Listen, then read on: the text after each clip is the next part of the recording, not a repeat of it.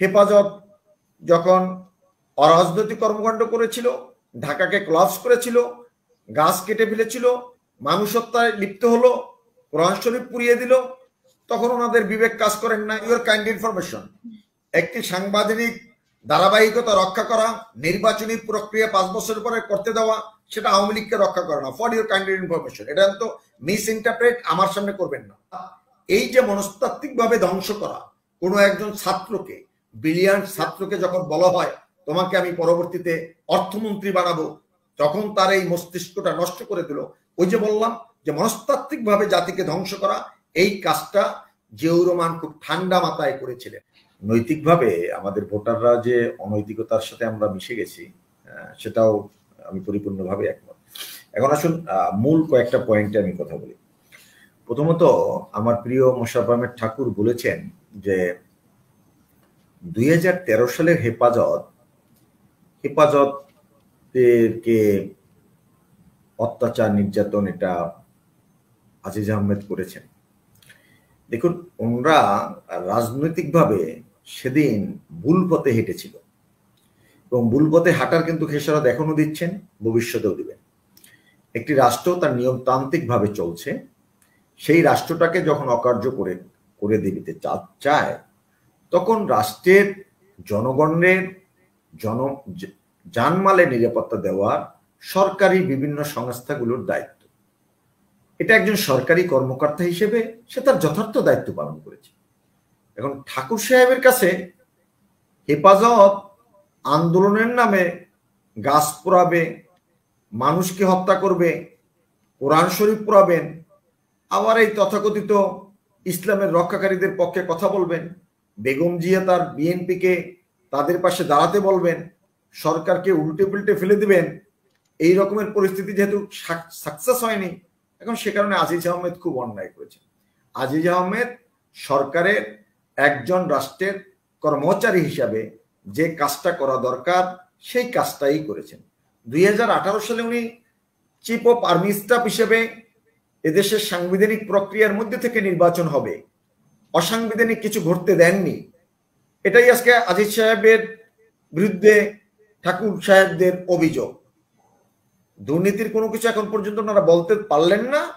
এখন আজিজ সাহেবের বিরুদ্ধে অভিযোগটা হলো হেফাজত যখন অরাজনৈতিক কর্মকাণ্ড করেছিল, ঢাকাকে ক্লাবস করেছিল, গাছ কেটে ফেলেছিল, মানুষ হত্যায় লিপ্ত হলো, কোরআন শরীফ পুড়িয়ে দিল, তখন ওনাদের বিবেক কাজ করেন নাই।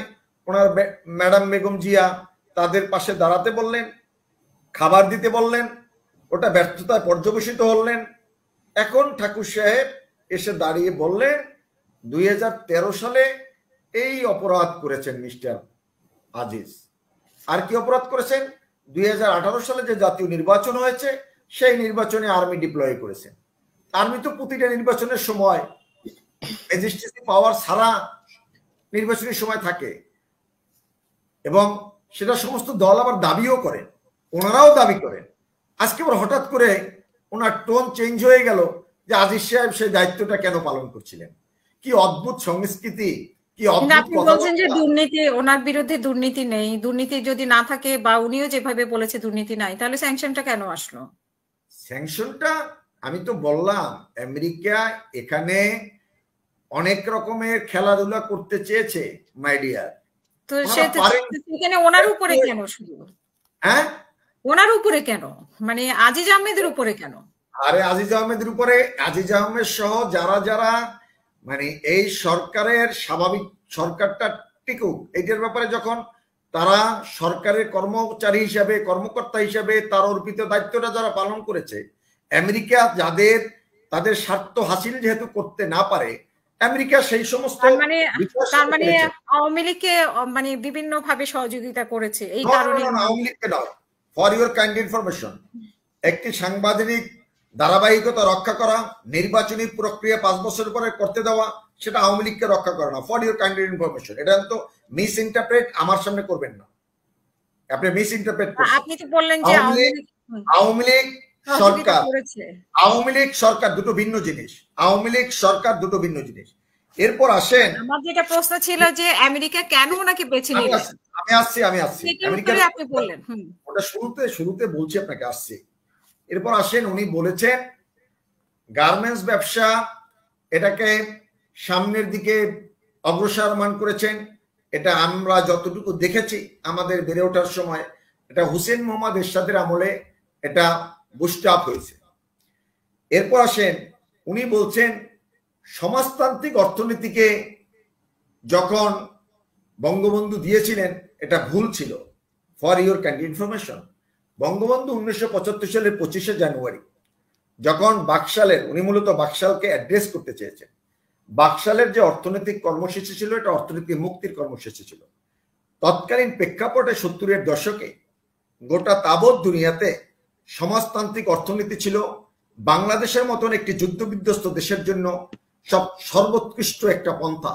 সেই পন্থা বঙ্গবন্ধু যখন দিকে ধাবিত হলেন, বরঞ্চ সেই সময় এই মার্কিন সাম্রাজ্যবাদের দালালরা বঙ্গবন্ধুকে হত্যা করেছিলেন। যদি বাকশালের কর্মসূচি বাস্তবায়িত হতো, সেটার সুফল বাংলাদেশের মানুষ আজকে থেকে আরো 20 বছর আগে পাইত। সেটাকে পেতে দেননি এই মার্কিন সাম্রাজ্যবাদ এবং পাকিস্তান এবং বাংলাদেশের রাজাকার আলবদর আলসামস এবং তাদের শাবকরা। আমার কথা হলো, বঙ্গবন্ধুর যে বাকশালের কর্মসূচি, সেই কর্মসূচি যদি যথার্থ না হয়ে থাকে, তাহলে সেটা 75 নম্বর মেম্বার কেন জিয়াউর রহমান হতে গেলেন? উনি কেন তার সদস্য হলেন? আমার কথা হলো, বাকশালের কর্মসূচি 75-এর প্রেক্ষাপটে 25শে জানুয়ারি বঙ্গবন্ধু যখন দিয়েছিলেন, যথার্থ একটি কর্মসূচি ছিল। সেই কর্মসূচি বাস্তবায়ন যখন হওয়ার পথে বা হবে, এটা যদি হতো, তাহলে আজকের যে অর্থনীতির এই যে ব্যাপক পার্থক্য, একজনের কাছে 1000 কোটি টাকা, লক্ষ হাজার কোটি টাকা আছে, আর একজন ভিক্ষু, আর একজন রিক্সা চালক, আর একজনের তার মাসিক আয় মাত্র 2000 বা 5000 টাকা। কিন্তু সমাজতান্ত্রিক অর্থনীতি যদি বাংলাদেশের জন্য বঙ্গবন্ধু যেটা করতে চেয়েছিলেন, সেখানে রাষ্ট্রের টাকা, ব্যক্তির সম্পত্তি এবং কৃষক তিনজন মিলে সমন্বয়ের মধ্যে থেকে সমবন্টন হতো। যে সমাজতান্ত্রিক দর্শন বঙ্গবন্ধুর ছিল, সেইটা এদেশে খুনি মোস্তাক এবং জিয়াউর রহমানরা বঙ্গবন্ধুকে বাস্তবায়ন করতে দেননি। ঠাকুর সাহেবের বাকশাল কর্মসূচি সম্পর্কে ওই পরিমাণ বিদ্যমান ধারণা আছে বলে আমার মনে হয়। বঙ্গবন্ধুর আদেশে দেশ চলছে 15 বছর ধরে। কর্মসূচি সম্পর্কে ওনার কোনো ধারণা নাই। সমাজতান্ত্রিক দেশ যেগুলায় বঙ্গবন্ধুর যে সমাজতন্ত্র, সেখান থেকে কিন্তু সমতা ভিত্তিক একটি রাষ্ট্র ব্যবস্থা করার জন্য সমাজতন্ত্র, অন্যান্য অপরাপর রাষ্ট্রের যে সমাজতন্ত্র আর বাংলাদেশে বঙ্গবন্ধুর যে সমাজতন্ত্র, তার মধ্যে অনেক পার্থক্য আছে, অনেক মৌলিক পার্থক্য আছে।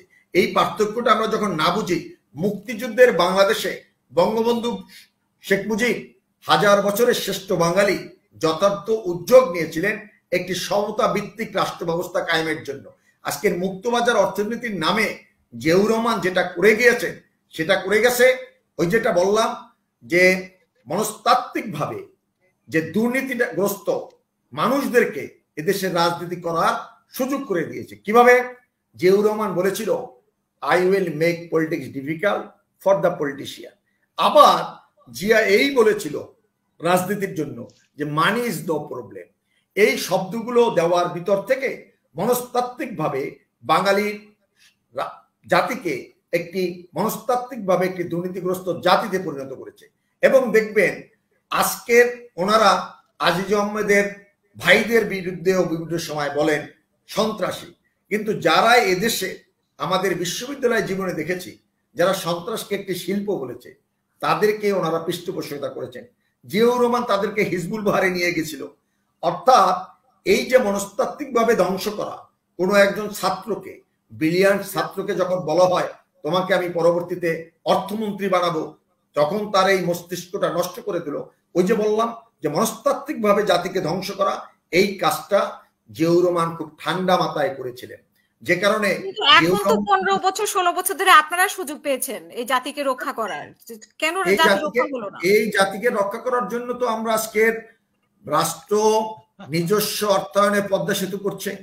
রাষ্ট্র আজকের অর্থনীতির, আমরা 2006 সালে ছিলাম 63তম অর্থনীতির দেশ, আজকে 33তম বৃহত্তর অর্থনীতির দেশ বাংলাদেশ।